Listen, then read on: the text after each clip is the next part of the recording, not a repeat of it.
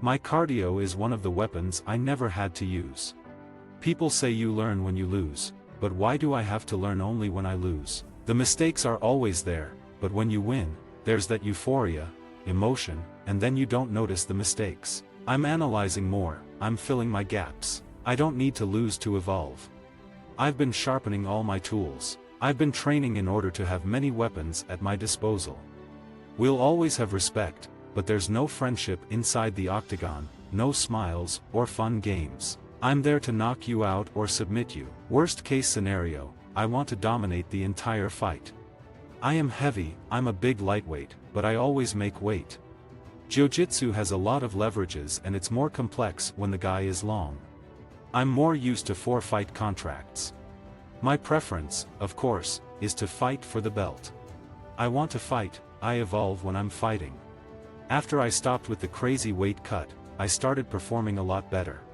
In the beginning, it was too easy taking guys down, and I got in my comfort zone, and I've got to do more stand-up. And I missed the timing of takedowns and jiu-jitsu. I realized that's my roots, and I need to come back. And I started competing in jiu-jitsu and training more, and I think that was the key. I like hostile environments, to keep it serious. That's where I fight my best. I'll always respect my opponents, but there will be no high-fives or shaking hands or smiles there. Sometimes the opponent is more cool, sometimes he's not, but there's no friendship inside the octagon, only when the fight is over. I just want to become champion. There's only one champion. You close out, one man will have his name as champion and one man will be second.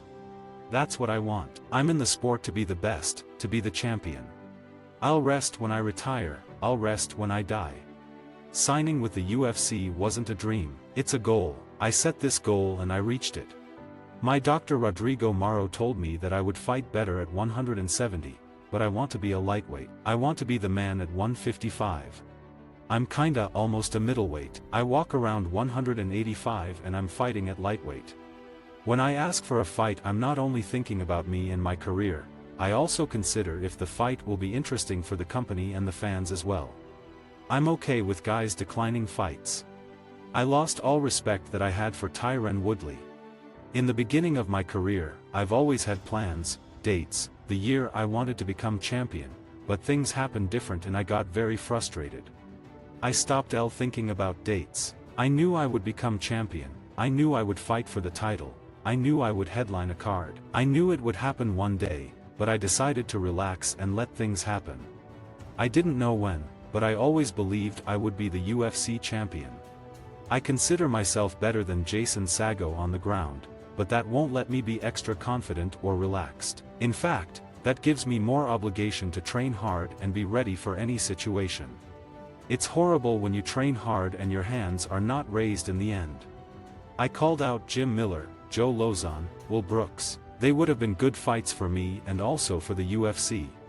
Dana White's very emotional, for sure. He wants my fight to be a banger. He wants Conor McGregor's fight to be a banger, and I understand. As a promoter, that's what you have to do. I understand his opinion, but I don't rely on it.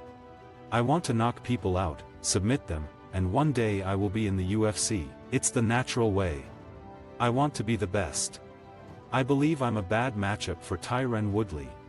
I train with the best in the world.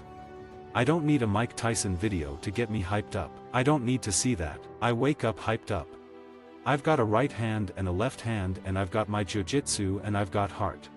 Every time that I go to the sparring session and I need a good look, Camera was a good look for me always and I was the same for him. We have a couple wars, all in Florida, Blackzilians, Combat Club, Hard Knocks, Sanford, and he's a very good one. I beat him up a couple times, he beat me up a couple times.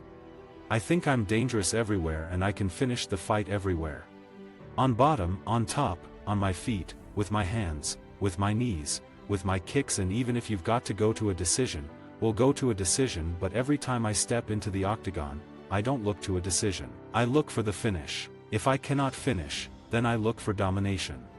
Camera looks first to domination. He wants to dominate you, put you in a bad spot, make you tired, wear you out and then beat you up. I'm willing to face tough competition. I'm a submission guy. There are a lot of great fighters I'd like to fight in the UFC. I want tough fights, but I can't choose opponents. It's hard to do both grappling and MMA, but sometimes I can. I will do both as long as I can. I will always do everything I can to compete at events like ADCC, Metamoris, Jiu-Jitsu Expo and Copa Podio. Winning the title is not an easy task, but it's not impossible either. I've trained with Eddie Alvarez, Michael Chandler, and they are champions in the UFC and Bellator. I thought I was unbeatable. I trained with the best and tapped everyone, and I felt confident standing. I really thought I was unbeatable. Visit our website for more quotes, quoting.com.